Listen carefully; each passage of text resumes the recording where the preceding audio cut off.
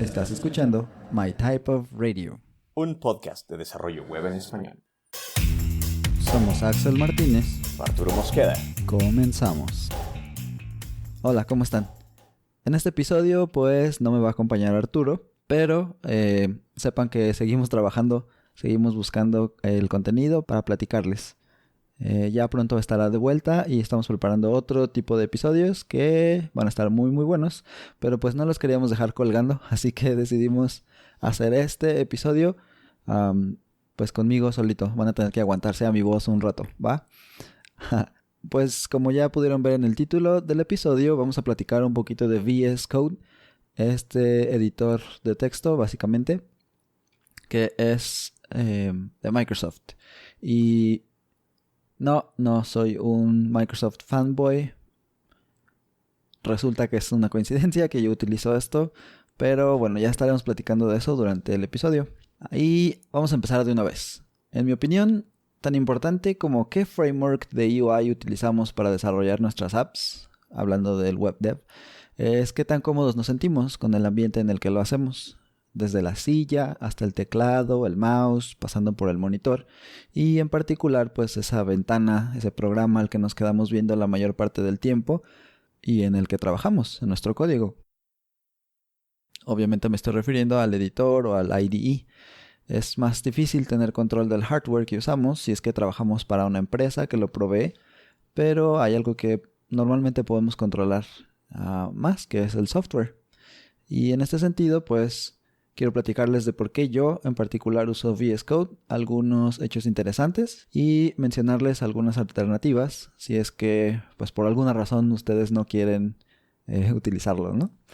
Pero pues empecemos diciendo qué es un IDE, qué es un IDE. Creo que a veces también le decimos así, IDE. IDE significa Integrated Development Environment. En inglés sería el ambiente o el entorno integrado para desarrollo. Y la idea es que sean programas o aplicaciones que combinan en una sola interfaz de usuario gráfica, en una sola GUI, diferentes cosas. Por ejemplo, el editor de código mismo, donde escribes tu texto, tu código, y el cual pues tiene autocompletado, por ejemplo, coloreado de la sintaxis, tiene algo de linting o buscar errores en el estilo de tu código, por ejemplo. Eso sería la primera. Después, la segunda, tiene herramientas para compilar o para construir tu proyecto, ¿no? Si es una aplicación que necesitas construir, compilar para crear un ejecutable, para crear algo que se va a montar sobre, no sé, un dispositivo móvil, bueno, el IDE te proveería de estas herramientas, ¿no? Y la tercera sería un depurador que tenga herramientas, por ejemplo, para determinar la ubicación del error, para que puedas ir hacia adelante en el flujo del programa y cosas por el estilo, ¿no? Entonces, el editor de texto como tal, las herramientas para compilar o para construir tu proyecto y un depurador.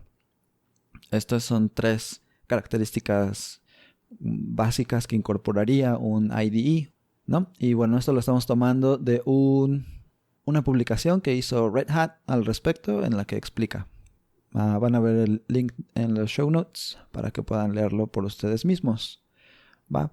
Algo más que habla ahí es de cuál sería el objetivo de utilizar algo así, algo que trae como que todo integrado. La idea pues es que no tengas que aprender a usar diferentes herramientas y hacerlo en un cambio de contexto cada vez, ¿no? No tendrías que estar en un programa diferente cada vez que quieras hacer algo con tu código, con tu proyecto. Uno puede desarrollar apps fuera de un entorno de estos, fuera de un IDE, o al mismo tiempo podría crear su propio IDE al integrar manualmente las herramientas, como en el caso de otros editores como Vim o Emacs, ¿no? El caso mismo de VS Code. En esta publicación de Red Hat también hablan de que la personalización, el control absoluto que te da esto pueden ser una gran ventaja, pero también dice que en los ambientes enterprise o cuando ya estás en empresa donde se dedican al desarrollo de software y hay mucha gente trabajando, por ejemplo, en un solo proyecto, el tiempo que te ahorras, la estandarización que tienes del ambiente y las características de automatización de los IDEs que son un poco más modernos, pues toman una ventaja bastante grande por sobre otras consideraciones que puedas tener, ¿no? En este caso, pues sí lo he vivido un poco de ese lado, ¿no? Como de a veces necesito meterme un poquito con el back, aunque yo no hago la tecnología que ellos usan, que es Java. Y es mucho más fácil si yo más bien levanto el mismo IDE que ellos tienen y ya me van explicando, ¿no? Pues puedes poner un breakpoint aquí y luego podemos ver el contenido de la variable acá y no sé qué. Eso es algo que pues la gente del back ya conoce, que lo conoce bien y que simplemente pues me van a guiar porque es lo que decía, ¿no? Un ambiente estandarizado. Entonces sí hay una ventaja grande al utilizar, sobre todo en Enterprise, un IDE y que sea básicamente la misma herramienta que todos usen, ¿no?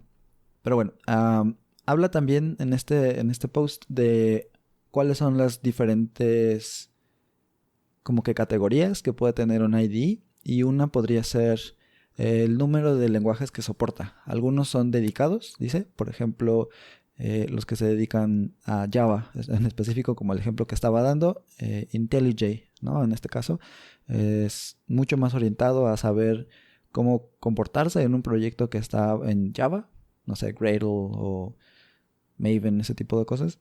O, por ejemplo, otros que son más genéricos, ¿no? Como dice aquí el ejemplo de Eclipse, que sería algo que soporta Java, XML, Python y como que varias cosas a la vez, ¿no? Esa es como que la categoría que ellos pondrían ahí, el número de lenguajes que soporta. Luego dice que qué sistemas operativos soporta. Dice, por ejemplo, que si estás desarrollando aplicaciones específicas, como por ejemplo para Android o para iOS, es más común que, por ejemplo, en iOS utilices algo como Xcode, que está dedicado para funcionar en macOS, y luego pues creas aplicaciones que son para iPhone y iPad y ese tipo de cosas, ¿no? En iOS. O en su contraparte sería como de Android, por ejemplo, en un IDE que soporta todas las librerías y las cosas que necesitas para crear una app de Android. Y bueno, eso sería un IDE dedicado. Ok, otra categoría en la que ellos se basan es en el impacto que tiene el desempeño del mismo IDE sobre el sistema en el que lo estás usando. ¿A qué se refieren con esto? Es que hay algunos IDEs que son más pesados, vaya, ¿no? Que consumen más recursos y si al mismo tiempo estás creando aplicaciones que requieren de recursos, por ejemplo, de memoria, y tienes que correr muchas, en el caso, por ejemplo, de una infraestructura de microservicios y necesitas correr muchos de esos servicios, por ejemplo, de Java y además tienes montado encima IntelliJ, pues por experiencia propia te puedo decir que puede ser un poquito complicado eso si no tienes la suficiente memoria en tu compu, ¿no? Por ejemplo. Entonces esa es una consideración como para las categorías que te dan en este post de Red Hat.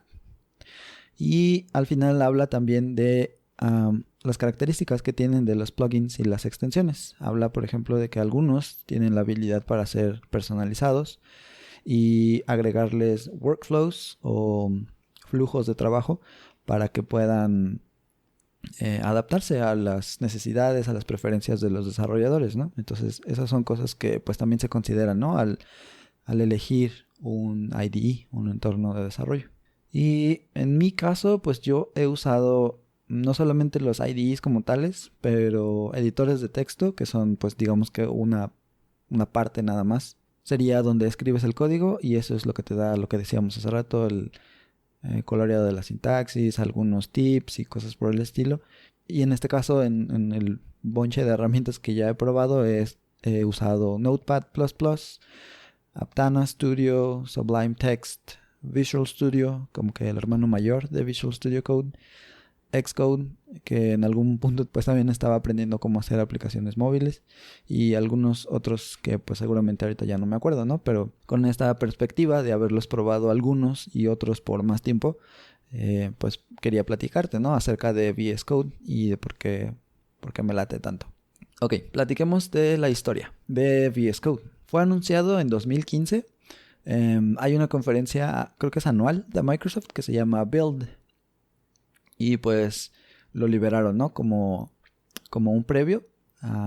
Te voy a dejar un link a un post de los blogs de Microsoft en el que dicen, aquí está, mira, esta es la presentación del día, ¿no? Dicen, el anuncio grande del día fue el nuevo miembro de la familia de Visual Studio.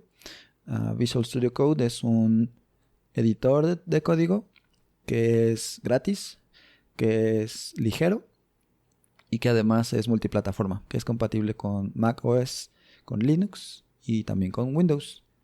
Dice que incluye muchas de las características que ya tenía Visual Studio y que la gente ha llegado a querer mucho, a amar, dice acá, como el IntelliSense, o sea, que te vaya diciendo, seguramente quieres usar esta variable o seguramente quieres llamar a este método, cosas por el estilo, ¿no? Peek, que es cuando quieres no necesariamente ir a la definición del código, pero ver más o menos de qué se trata esa función que está ahí o de dónde salió esa variable, la navegación del código y la depuración, cosas como estas, pero que dice se centra sobre todo en ser un editor que va alrededor del teclado, o sea que utilizas mucho más combinaciones de teclas para hacer tus movimientos y tal vez un poquito menos del mouse. Y bueno, en toda esa parte siguen hablando de características de VS Code y de por qué está tan padre en ese post del lanzamiento. Esto es 2015 todavía. Eso fue por abril más o menos, y luego en noviembre ya lo liberaron, ahora sí, open source. Tomaron el repo y dijeron, ok, este repo ya no es privado, sino va a ser público y vamos a permitir que la comunidad pues pueda aportar al código fuente de VS Code. Hay un video que está muy cortito, se los voy a poner también en los show notes, que es Eric Gama, uno de los líderes del proyecto. Y bueno, él hace justamente lo que les digo. Él toma el repo y dice, lo vamos a convertir en un repo público. Al año siguiente, el 14 de abril de 2016, publicaron el primer tag 1.0.0. O sea, ya no era una previa, sino era, pues ahora sí, liberado. Y esto, se los dejo también un link, pues se ve ahí el tag del 1.0, el 14 de abril. Hasta ahora, en el momento de esta grabación, la versión más reciente es 1.49.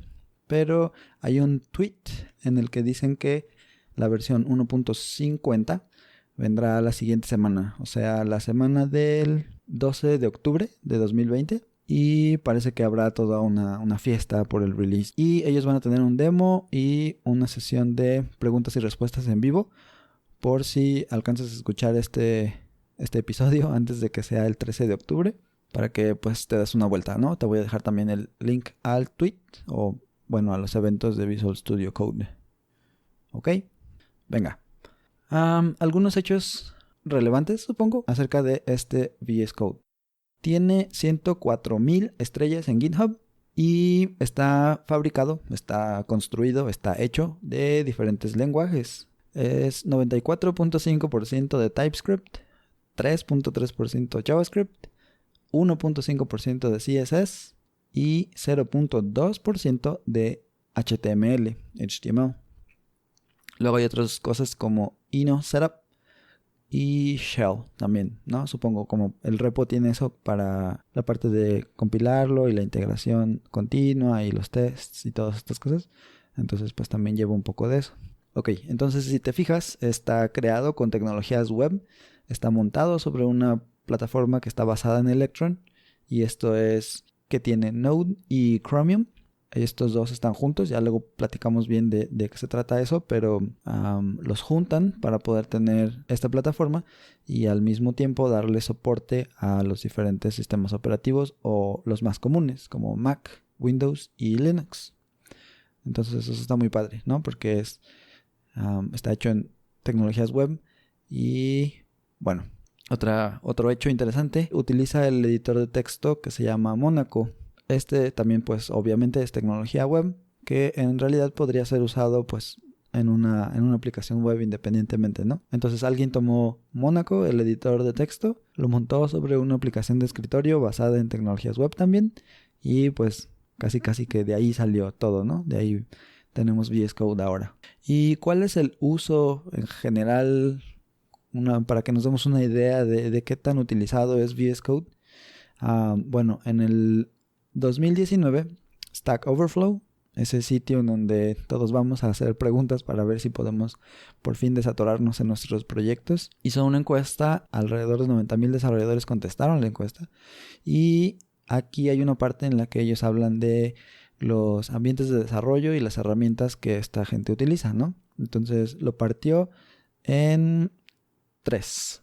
Dijo, hay web developers, hay mobile developers y hay gente de SRE y DevOps, o sea, de los Release Engineers y los DevOps, ¿no?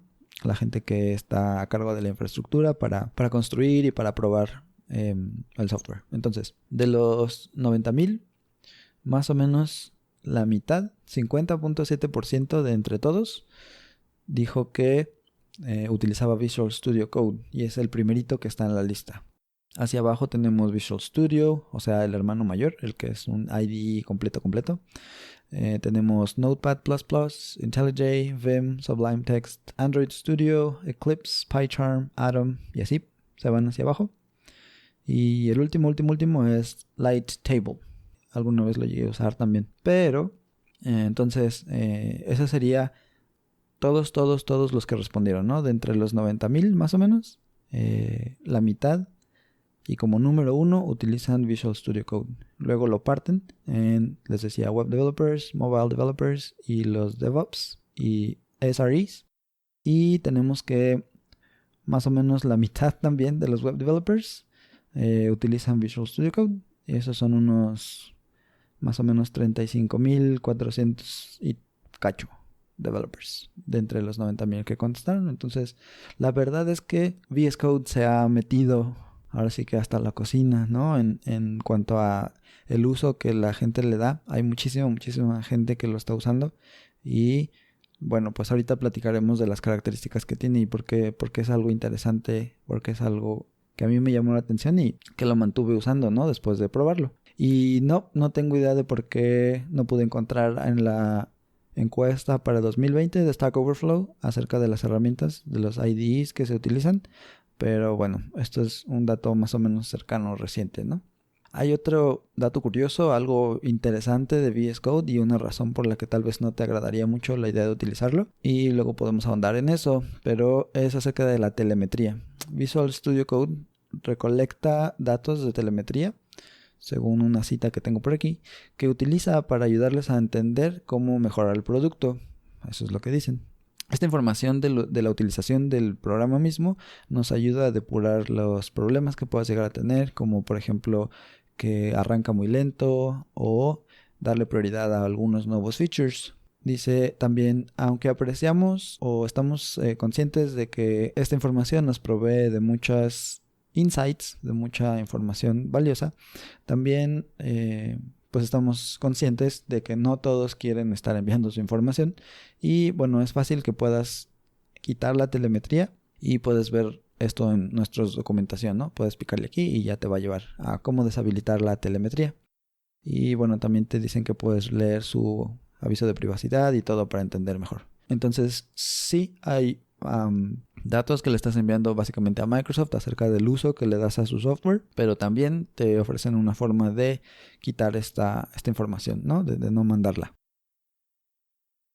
Por otro lado, tenemos una situación ahí con las licencias, en el sentido de que cuando instalas el software, digamos que como viene, ya construido, ya compilado de parte de Microsoft, tienes una licencia que es distinta de la licencia que forma parte del repo como tal. Si tú construyes el repo por tu cuenta, tienes una licencia. Si traes el software así como está, VS Code lo instalas, tienes otra licencia diferente. Luego podemos ahondar en eso si les parece interesante, pero eso es la manera en la que está ahorita, ¿no? Entonces también para que lo sepan. Ok, ahora sí vamos a ver algunas características y qué es lo que a mí sobre todo me ha resaltado durante el tiempo que lo llevo usando. Lo primerito para mí son los temas. Y esto es importante para mí porque yo me considero una persona muy visual y me ayuda mucho o me estorba mucho que no pueda ver yo las cosas de una forma agradable, de una forma que me sirva, ¿no?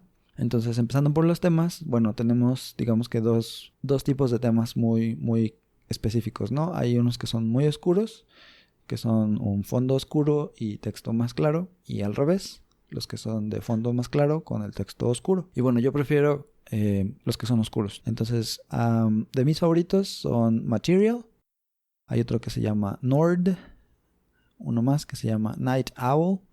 Este en particular es muy interesante porque fue hecho por Sarah Drasner y lo que ella hizo fue ponerse a investigar, digamos que del lado científico. Está científicamente comprobado que Night Owl le permite a la mayor cantidad de personas posible ver el contraste, ¿no? Entre, no solo entre el fondo y el texto, pero también cuando hay coloreado de la sintaxis y ese tipo de cosas. Eso también está comprobado que puede ser, hay muchas más probabilidades de que personas que tienen problemas de la vista, por ejemplo en distinguir un color de otro y cosas así, que puedan realmente hacerlo, ¿no? Entonces está padre en ese sentido. Pero bueno, yo creo que no tengo problemas con eso, solamente pues con mi vista, ¿no? Sí uso lentes y todo, pero distinguir colores o así, no tengo bronca. Entonces, bueno, yo en lo personal puedo usar otros, como otro que se llama Ayu. Y un último que acabo de descubrir recientemente que me gustó mucho se llama City Lights, como luces de la ciudad. Entonces sí, hay varios que están muy padres y que también pues he ido añadiendo como que a mi colección, ¿no? Y estos son temas oscuros. Algunos tienen variantes claras, por ejemplo Material, el mismo Night Owl y Ayu creo que tienen variantes claras. Pero bueno, ahí les dejo también los links para que les echen un ojo, ¿va? VS Code tiene soporte para diferentes lenguajes. Entre ellos está C, Java, Python, JavaScript, obviamente, CSS, HTML, TypeScript y un montón más. ¿Y a qué nos referimos con soporte? Esto significa que tienes lo que decía, el coloreado de la sintaxis. O sea que si hay palabras específicas, se llaman palabras reservadas en el lenguaje, pues te las va a pintar de un color distinto. Puede, por ejemplo, reconocer dónde se abren y cierran los paréntesis, las llaves, los corchetes. Y el código se puede colapsar también. Puedes configurar snippets de código, que son básicamente ayudas para que no tengas que escribir completamente todo desde cero, sino que con unas cuantas letras que escribas, el editor puede reconocer un patrón ahí y decir, ok, quieres una función con esta firma que tenga estas características, por ejemplo, ¿no? De esta forma, pues no tienes que escribir todo completo, ¿no? La definición de tu función y además la lógica que quieres que haga, sino creas una especie de plantilla y ahora sí ya puedes escribir la lógica que necesites, ¿no? Eso te ahorra pues mucho tiempo porque no tienes que escribir todo desde cero. Y siguiendo con qué significa tener soporte para lenguajes, tenemos IntelliSense o la habilidad de tener algunos tips o pistas de autocompletado, algunas referencias que puedas tener de dónde vienen las variables o las funciones, tus métodos, ese tipo de cosas. Bueno, ahí entra el IntelliSense, ¿no? Tienes un depurador integrado. Yo en lo personal no lo he usado, pero sí, la integración parece ser que ha ido como de menos a más. Cada vez está mejor integrado y para los diferentes lenguajes además. Ok, eso del lado del soporte de los lenguajes. Luego tenemos algo que a mí me llama mucho la atención que se llaman workspaces o carpetas que puedes abrir en una sesión del editor. Puedes manejarlas independientemente. Yo, por ejemplo, les platicaba que estoy en proyecto donde tenemos microservicios y entonces del lado del frontend tenemos diferentes proyectos. Entonces yo lo que hago es crear un workspace por cada uno de esos diferentes servicios. Incluso le puedo aplicar un tema distinto a cada uno y entonces ahora sí cuando estoy cambiando de contextos pues me doy cuenta, ¿no? Por los colores, por el tipo de letra que le tengo asignado y eso me da pues por lo menos esa visualización de que estoy en un contexto distinto y de cuál es en el que me estoy moviendo, ¿no? Eso me parece que es muy padre, es muy bueno.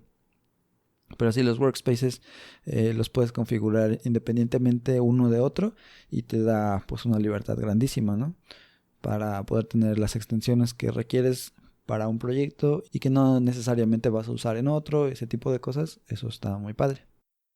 Y hablando de extensiones, bueno, ¿qué es eso? Hay un marketplace, le llaman, de extensiones. Es un lugar donde puedes consultar las que hay disponibles y luego pues instalar las que te sirvan, ¿no? Nos referíamos hace rato al post de Red Hat y pues es eso, ¿no? Con un poquito de trabajo puedes convertirlo en un verdadero IDE. Las extensiones que yo normalmente uso son, por ejemplo, Clock in Status, que es ponerle un relojito a la barra de estado hasta abajo, porque normalmente escondo mi barra principal, pues ahí me da la hora. Hay una integración con Spotify desde la que puedo ver la canción que está tocando y puedo pausar y adelantar y regresar. Cambiar de canción así. Extensiones para linting. Hay otra extensión que se llama Bracket Colorizer. Está padre porque te va poniendo de diferentes colores tus paréntesis, tus corchetes, tus llaves. Y entonces pues ahí te puedes mover. Es muy muy visual. Y te va diciendo, por ejemplo en JavaScript, en qué scope estás, ¿no? De la función. Si te vas abriendo o te vas cerrando, te va cambiando de colorcitos. Está muy padre. A mí me gusta mucho utilizar Vue, aunque no es lo que uso en mi proyecto actual, pero hay una extensión que se llama Vitor y esta pues es casi que esencial, ¿no? Para el desarrollo en Vue, si estás usando VS Code.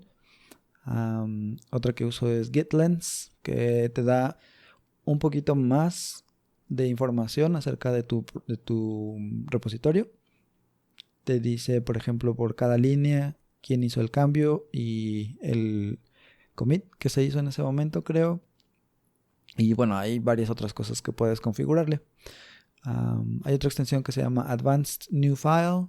Esa me la traje casi que de Sublime Text. Ya existía ya y bueno, acá la volví a buscar y sí existía también, ¿no? Luego está Project Manager, que te ayuda pues si tienes muchos diferentes proyectos puedes guardarlos y puedes brincar entre uno y otro y cosas por el estilo, ¿no? Eso está muy bien. Y luego Better Comments, que básicamente es agregas un pequeñito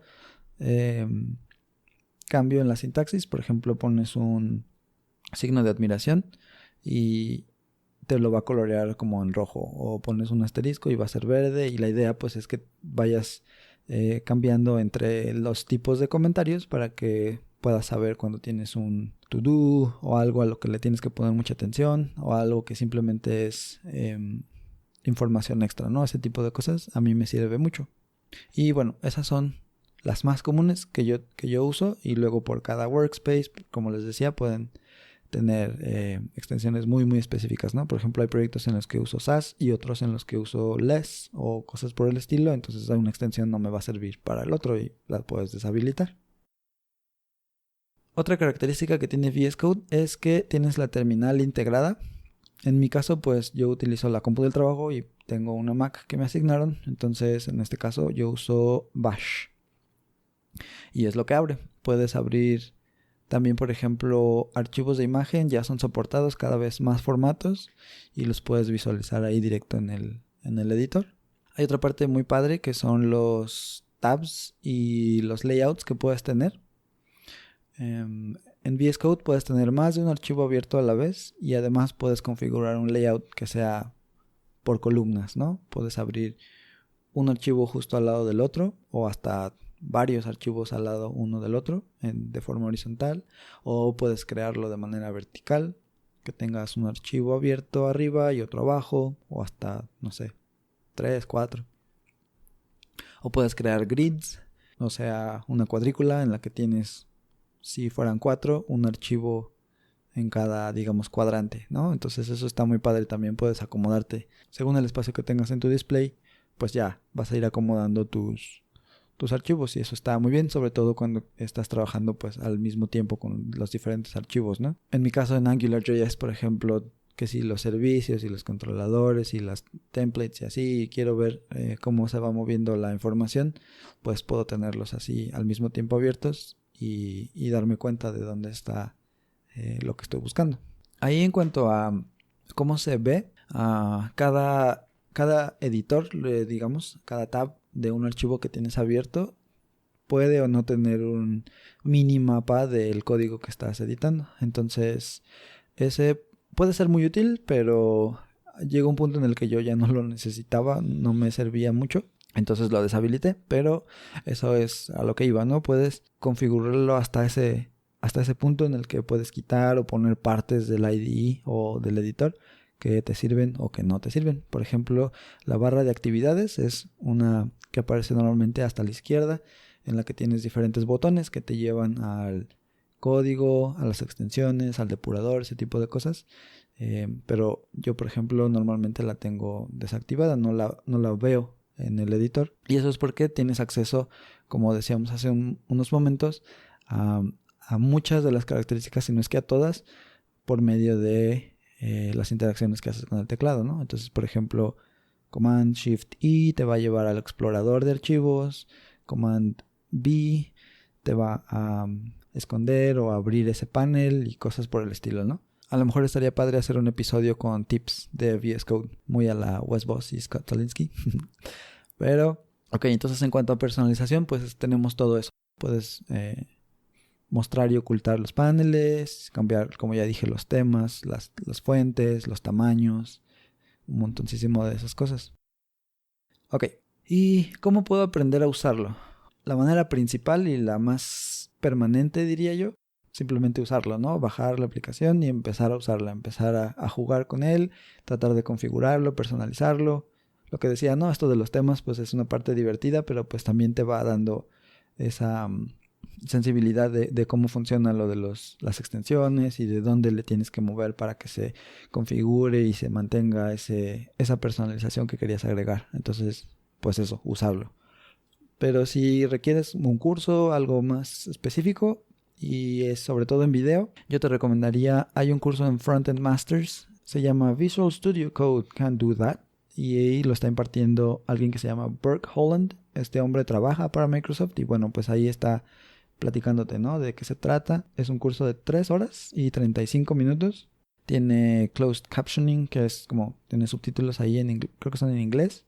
Y, por ejemplo, en la introducción habla de un tour por el editor y algunos comandos básicos de las teclas. Y luego habla de cómo lo puedes personalizar, lo que te decía de los temas, las fuentes. Rápidamente te explica cómo son las extensiones. Luego trucos de productividad, porque bueno, esa es otra parte importante, ¿no? De lo que decíamos de Visual Studio Code o VS Code, que está orientado como a permitirte hacer muchas cosas muy rápido con el teclado nada más. Entonces habla de Emmet, de cómo configurar Prettier, snippets de los frameworks, cosas así. Luego se va a la parte de la navegación y cómo refactorizar código. Y luego habla de depurar, cómo agregar Docker y desarrollo remoto, trabajando con datos, cómo es la integración con Git, todo ese tipo de cosas, pues ahí está, ¿no? El curso pues es en inglés, pero yo lo empecé hace un tiempo y llegué hasta la parte de refactorizar. Y me quedan pues algunos videos pendientes, pero la verdad es que sí lo recomiendo. No es pesado, solamente toma pues un rato, ¿no? Alright. Y luego tenemos otro que es también en video. Este es por parte de Free Code Camp, una organización pues ya bien establecida que se dedica a ayudar a las personas que quieren aprender este mundo de programar y todo. Y ellos tienen videos en YouTube que son impartidos por gente que ya tiene pues experiencia. Y bueno, en este caso hay una persona que se llama James Q. Quick y él te da un crash course, se llama Visual Studio Code Crash Course en el canal de Free Code Camp. Y bueno, este es un curso de 1 hora y media, 1 hora 32 minutos, en el que bueno, pues te lleva también, ¿no? Por las diferentes características del editor y ese tipo de cosas. Una idea muy parecida, te habla de layout, de shortcuts, habla de IntelliSense, las extensiones, snippets, cómo trabajar con la terminal y así, ¿no? Obviamente pues es menos contenido, es un poquito menos de la mitad de tiempo, pero seguramente que también vale mucho la pena. Yo vi unos pedacitos nada más como para ver si podíamos darte la referencia y pues parece que sí. También el hecho de que sea de parte de Free Code Camp pues es un poquito más fácil de recomendarlo. Finalmente quiero darte algunas alternativas, algunas cosas que puedes utilizar que no sean VS Code. Y bueno, la primera es de donde yo vengo. Primero utilicé, o más bien por mucho tiempo utilicé Sublime Text. Es un editor súper bueno, es muy rápido, es muy ligero y tienes muchísimas características que puedes usar ahí. La única cosa es que no es gratuito, entonces si no pagas, la última vez eran como $70 creo, cada 10, algo así, veces que guardes tus archivos te va a preguntar, hey, ¿ya lo quieres comprar? Y bueno, pues tampoco está padre, ¿no? Si alguien está ofreciendo su software en venta para que los demás lo usen, pues deberíamos tal vez comprarlo, ¿no? En todo caso, irnos por alguna otra alternativa. Pero bueno, Sublime Text es una alternativa muy, muy buena. La verdad es que es muy recomendable también. Ya luego podemos indagar más en él y platicarte bien de qué se trata. A lo mejor un episodio similar a este. Pero bueno, seguimos. Luego está JetBrains. Cualquier o muchos de los productos, dependiendo de lo que estás haciendo. Este podcast es de web dev sobre todo. Entonces, por ejemplo, IntelliJ para Java o PyCharm para Python. Esos productos son bastante buenos, también son de paga. Creo que tienen ediciones community y cosas así que son gratuitas. Pero bueno, pues tendrás que echarte una vuelta, ¿no? Lo único que en mi experiencia sí tendría que recalcar, pues es que son un poquito pesados, ¿no? Consumen recursos como la memoria, el procesador. Y bueno, en mi caso, cuando no tenía una compu así muy buena, sí me costó pues bastante. De hecho, eso es una de las razones por las que yo me cambié a VS Code. Bueno, primero a Sublime Text, porque pues no aguantaba todo un IDE mi compu, ¿no? Y además pues estaba haciendo parte del front que no requería mucho más tooling más allá de pues correr mis tareas de Node y esas cosas, pero bueno. Finalmente tenemos brackets y aquí quería hacer esta como una mención honorífica porque bueno, creo yo que generalmente está más bien orientado a personas que están aprendiendo, que quieren aprender a programar y sobre todo a hacer cosas web, HTML, CSS, JavaScript, y ellos, como les decía, orientan este IDE o este editor a solamente esa parte, sobre todo además del front. Y bueno, esta fue una iniciativa que creó, me parece que Adobe, o si no, por lo menos ellos los adquirieron. Y tiene ideas muy interesantes, tiene ideas muy padres, que igual si quieren que indaguemos mucho más en él, podemos hacerlo. Va. Y sí, como les decía, luego podemos hacer tal vez algún episodio de los tips y cosas interesantes que se pueden hacer con VS Code más a fondo. Pero en general este sería el recorrido por VS Code, algo de la historia, cosas así. Entonces, muchísimas gracias por quedarte hasta el final. Lamento que no pueda estar Arturo acá, pero ya muy pronto vas a escucharnos a los dos de nuevo. Seguramente notaste que esta vez pues no hicimos trampa y dejamos todo el episodio completo sin partirlo en pedacitos. Queremos saber qué piensas al respecto. Échanos un tweet, @mytypeofradio. Cuéntanos también si ya usas VS Code, si te ha gustado, qué habías usado antes, o si te cambiaste de VS Code a alguna otra herramienta, pues cuéntanos a cuál fue y a lo mejor alguna de las razones, ¿no? Igual podríamos platicar al respecto en alguno de los episodios. De acuerdo. Por último, pues solamente hacerte una recomendación aleatoria de algo que no tenga tal vez nada que ver con programar o el código o así. En este caso me gustaría platicarte de una serie de Netflix que se llama Hyperdrive y está pues muy interesante. Lo que están haciendo ahí es como una especie de competencia en la que la gente que conduce sus autos y que los modifica pues tiene que llevarlos como que al límite, ¿no? En cuanto a las capacidades técnicas del auto, pero también las capacidades de conducción de la persona. Está muy interesante, tienen como que pistas en las que tienen diferentes obstáculos y retos por hacer. Entonces cada uno de los conductores y sus autos pues van teniendo que realizar estas pruebas. Y pues está muy interesante, ¿no? Porque cada quien tiene su personalidad. Los mismos autos son todos diferentes. Hay unos muy grandes y poderosos, otros más pequeños, pero muy precisos a la hora de conducirlos.